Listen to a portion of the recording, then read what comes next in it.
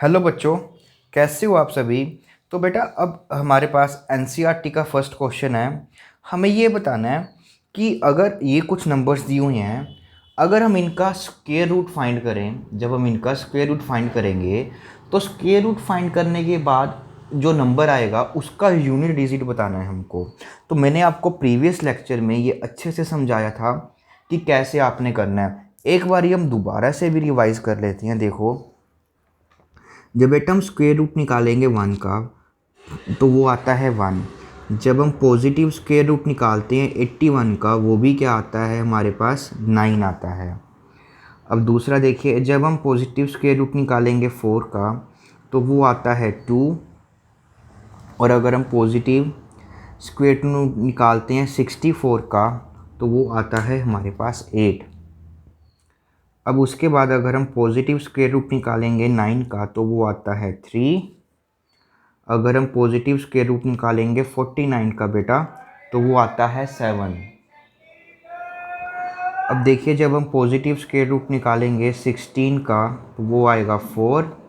अगर positive square root निकालते हैं 36 का तो वो आता है 6। फिर हम अगर पॉजिटिव स्क्वायर रूट निकालेंगे यहाँ से 25 का तो वो आता है हमारे पास 5। और अगर हम 225 का निकालते हैं तो वो आता है 15। तो बस यहीं से आपका आंसर आपको मिल जाएगा। तो देखो बेटा, जब हम किसी भी नंबर का स्क्वायर रूट निकालते हैं तो अगर उसका यूनिट डिजिट पे 1 पड़ा है तो उसकी, जब हमने उसका स्क्वायर रूट निकाला तो उसकी पॉसिबिलिटीज़ क्या क्या हो सकती हैं, 1 और 9।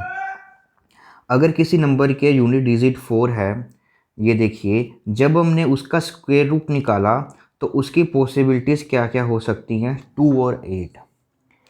अब अगर हमारे पास कोई एक ऐसा नंबर है जिसका यूनिट डिजिट 9 है, जब हमने उसका स्क्वायर रूट निकाला तो उसके स्क्वायर रूट निकालने के बाद उस नंबर का यूनिट प्लेस पे कौन कौन हो सकता है, या तो 3 हो सकता है या तो 7।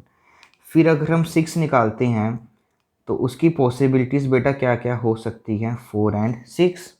और अगर 5 है तो वो ऑलवेज पीछे 5 ही रहेगा। तो ये चीज़ आपको याद रखनी है, ऑब्ज़र्व करनी है। आपको एग्ज़ाम में भी आप इसको बनाकर देख सकते हो। तो अब देखो, हम अपना क्वेश्चन करते हैं। तो देखना क्वेश्चन कितना इजी हो जाएगा इससे।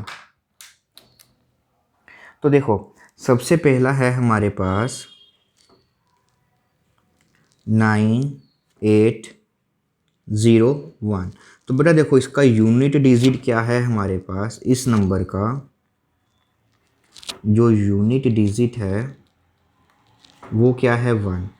अगर यूनिट डिजिट 1 है तो उसका जब हम स्क्वायर रूट निकालेंगे उसकी पॉसिबिलिटीज़ क्या हो सकती है, 1 और 9। तो ये आ जाएगा आपका 1 और 9। फिर दूसरा देखिए, 99856। तो बेटा इसका यूनिट डिजिट क्या है हमारे पास,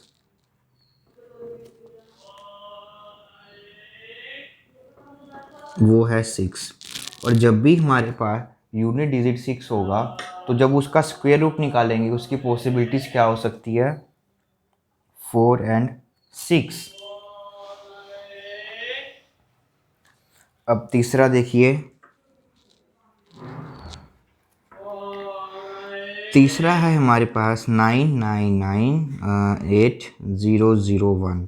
तो अब इस केस में भी उसका यूनिट डिजिट जो आ रहा है बच्चों, इस नंबर का,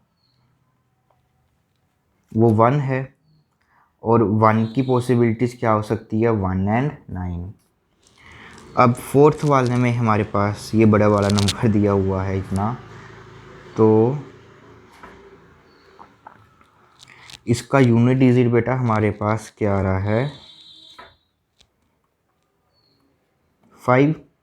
तो इसकी पॉसिबिलिटीज़ क्या हो सकती हैं, ओनली 5 हो सकती हैं। तो बेटा ये चीज़ आपको याद रखनी ही पड़ेगी, ठीक है। मैंने आपको एक टेबल भी याद करने के लिए बोला था। वो टेबल में क्या था, जब 1 और 9 है, ठीक है, तो हमारे पास यहाँ पे 1 आता है, ये यूनिट डिजिट है। अब उसका स्क्वायर करते हैं तो उसका यूनिट डिजिट ये आता है। अगर हमारे पास 2 और 8 है तो हमारे पास यहाँ पे 4 आता है। अगर हमारे पास 3 और 7 है तो यहाँ पे आपके पास आता है 9। और अगर 4 और 6 है तो तब आपके पास वहाँ पर आता है 6। अगर 5 है तो वहाँ पर आता है 5। बस आप इस टेबल का अच्छे से इसको याद रख लें। अगर आपको ये टेबल याद है ना बेटा, तो आपको इस चैप्टर में कोई भी दिक्कत नहीं आने वाली है। ये वो नंबर्स हैं जब इनका यूनिट डिजिट हैं, जब इनका स्क्वायर करते हैं तो स्क्वायर निकालने के बाद ये ही पॉसिबिलिटीज़ हो सकती हैं। मतलब जो परफेक्ट स्क्वायर नंबर्स होते हैं हमारे पास, उनके यूनिट डिजिट अगर ये होंगे, ठीक है, तभी वो हो सकता है परफेक्ट स्क्वायर। अगर इनके अलावा 2, 3, 7 और 8 ये हैं तो वो नंबर परफेक्ट स्क्वायर नहीं होंगे। अगर किसी का यूनिट डिजिट ये पड़े हैं तो वो परफेक्ट स्क्वायर नहीं हो सकते। ये पड़े हैं तो उनका जब हम स्क्वायर रूट निकालेंगे तो वो कभी भी एक एग्जैक्ट नंबर नहीं आएगा। और इसी में आपको कन्वर्स भी आप जा सकते हो स्क्वायर रूट में। अगर कोई नंबर का यूनिट डिजिट 1, 4, 9, 6, 5 इनमें से है तो अब आपको ये बताना है कि जब हम उनका स्क्वायर रूट निकालेंगे तो उनके यूनिट डिजिट क्या होंगे। तो अगर 1 है तो ये लिख सो, ये तो दोनों तरफ ये मतलब कि पूरे चैप्टर का आपका बेसिक चीज़ रहेगी। अगर आपको ये टेबल अच्छे से आपका तैयार हो गया है कि ये क्या है, हमने क्या नंबर्स लिखे हैं, कैसे इसको यूज़ करना है, तो मान लो पूरा का पूरा चैप्टर है वो आपका तैयार हो जाएगा।